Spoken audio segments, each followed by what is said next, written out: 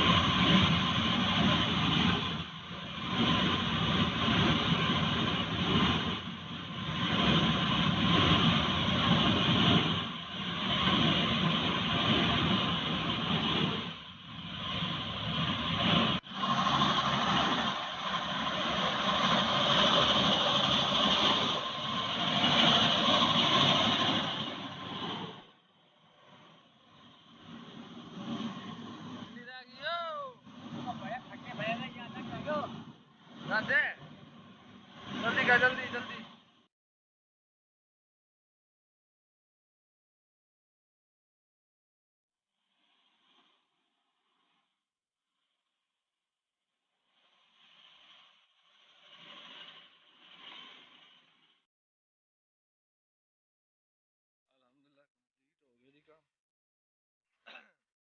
CO CO जनाब हाँ Bloch साहब की नगर तो बात छेवा मैं लगता पूरी होनी भी नहीं